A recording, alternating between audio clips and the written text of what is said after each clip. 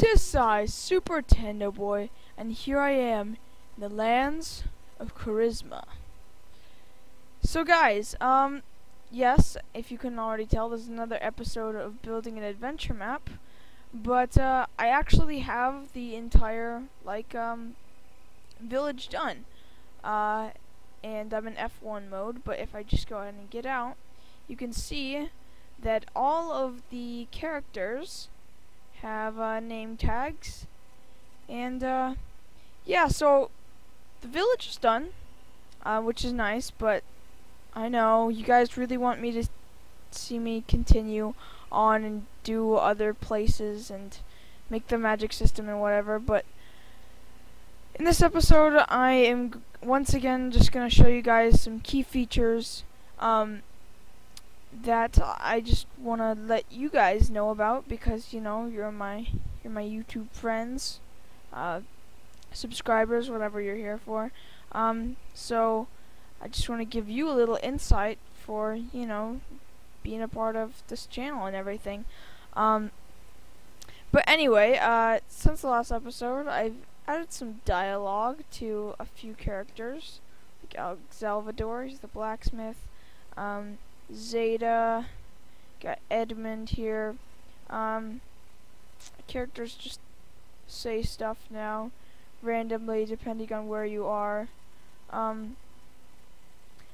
But that's all. There's not really too much to these characters. Of course, if you couldn't already tell, all of these characters have pathfinding to them, which what I mean is they all have boundaries. And here, I'll just show you.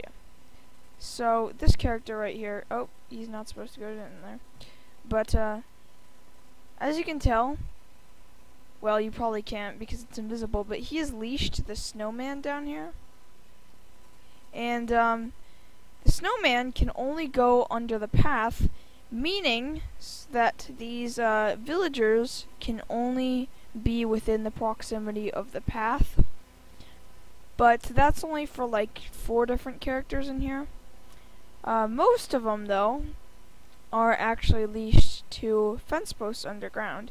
And these are for characters that need to stay stationary somewhat. I use leads because then it's not, their movement isn't awkward. They actually look like they want to go in that direction, but they still stay in the general area that they need to. Some of these villagers, some of them trade, such as this guy trades clownfish for gold, Ken Whitebot. Salvador trades gold for a sword and iron for a feather, which probably doesn't make any sense to you guys, but you'll find out when I have a later part of the map done. And I got Danny, he trades this stuff, which you can get the music disc from the item shop. This says more coming soon. But you might have noticed that I haven't posted an episode in a long time, and that's because I just really wanted to get this place done. And now that it is, you can download it. So, if you haven't already looked down there in the description, I have the download link for this this version of the map. It's just a village, but there's some secrets. I'm gonna show you here a few in a second.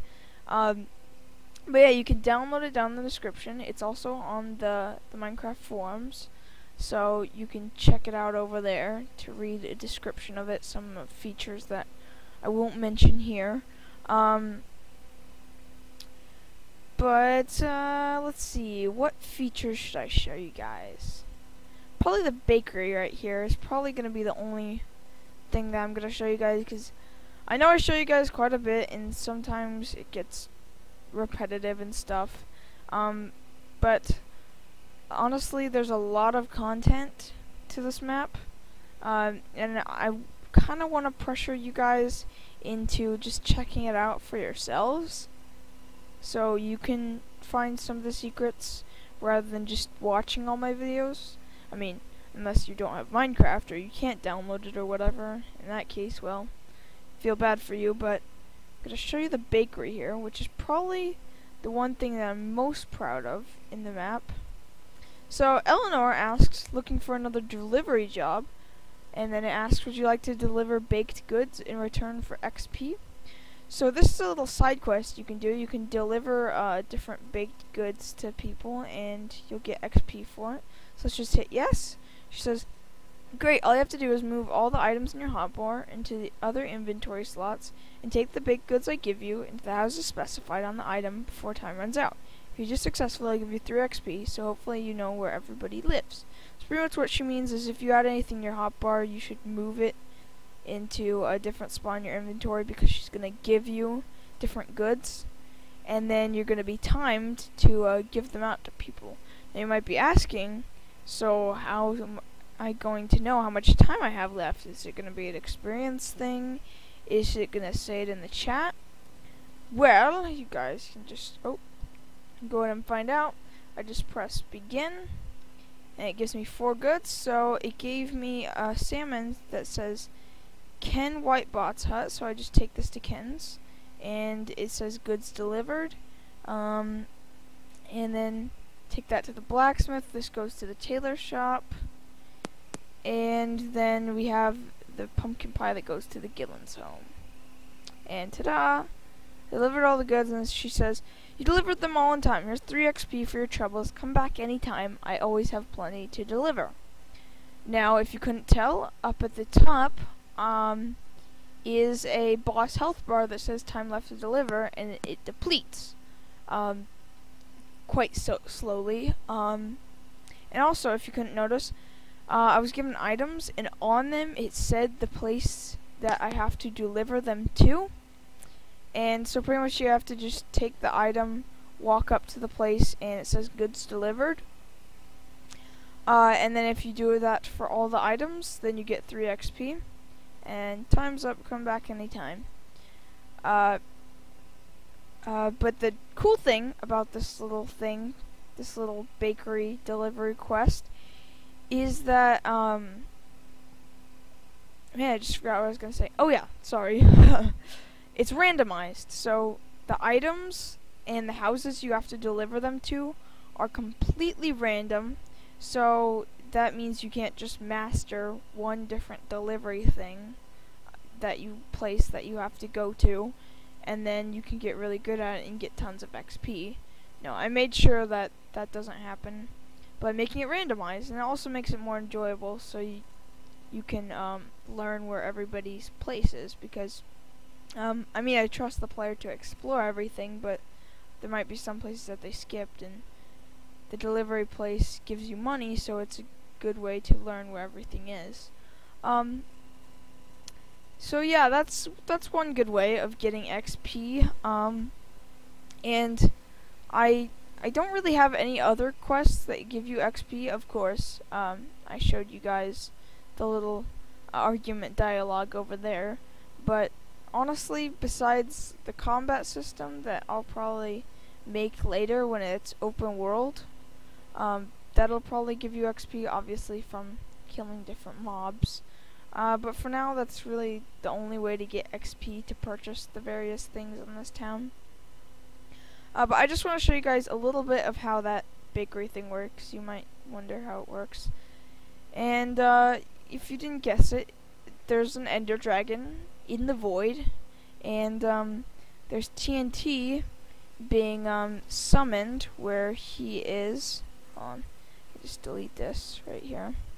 Currently I'm also trying to figure out a good way of deleting this without using the 1.8 snapshot. I might just have to create a command block that sets it all to air, but honestly it's really hard to see from inside the actual village. But anyway, what's going on down here is an ender dragon that's riding a minecart, is sitting right here. Ooh, whoops. And then what's happening is the ender dragon is constantly being damaged by TNT that's being summoned right above it.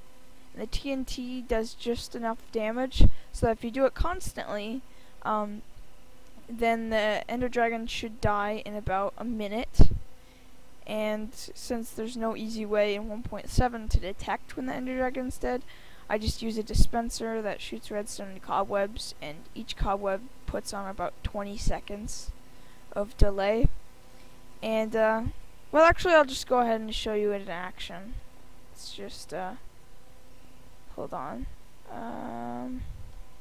Let's go in here and just do the delivery thing again. But this time we'll watch the redstone. So pretty much what's gonna happen is that a redstone block is gonna be spawned here. It's gonna be deleted instantly. A little dispenser here is gonna shoot different items down into this area of tripwires, and it will land in one of the 3 tripwires, and they each activate different houses that you get to go to. Like one activates, let's see, that you have to deliver to Whitebot, Blacksmith, Taylor, and the Gillens, and they all make you deliver to different places with different items. And they do that by spawning a sandstone block right here, so that when it detects that the player has gone into the house or it's in front of it, this will activate and give you a deliver score of 1. And then if you have a deliver score of 4, meaning that you've delivered all 4 of them, it will give you 3 XP. Hold on. And then it will reset everything with all these command blocks by setting all these things right in there to air. And then also setting all the players' delivery score to 0, and removing all the different items that you could have had in your inventory, all the different baked goods. And how the TNT works is just a summon command summoning the prime TNT with a slight upwards motion, which isn't really necessary in a fuse of 0, and that's just constantly being repeated. But as I said, I'll just hit begin, and so you can see that that's constantly being done. The redstone is falling through, and then just come down here and we can see him being damaged by the TNT, but he can't go anywhere because he's riding an invincible minecart. And we just come up here and we can see that the sandstone is in those 4 because it picked this option right here, I think, or it's the green one. The green will corresponds in the yellow and the red, if you understand anything of what I'm saying. But yeah, these just say goods delivered. They remove the items when you go there, and this is scoreboard players add, and then it gives you the scoreboard. I showed you that, but as you can see, when the dragon is hold on, he's dead. I can just turn my sound up. When he dies, it doesn't end, but rather when the sound effect of him dying is over, which you can't hear, that it falls and it says time's up, come back anytime. As you can see, just lava spawned there real quick and deleted the item and then brought the pressure plate back. And over here there's a command block that when you say begin, it creates a redstone block right here, which is immediately deleted, but it shoots out the redstone. And then this just sets the redstone block over there to air. It says time's up. It deletes the item, and it what it does is the bedrock that's holding the minecart is deleted and then recreated to drop the invincible minecart into the void, which is the only way to destroy it. And then it also triggers this little resetting bit. But I guess that's about it that I really want to show you guys. I recommend that you download it and check out some other little secrets and things that you can do. So you can see, we can hear the anvil clanking. And as I said, there are many other different secrets and whatnot.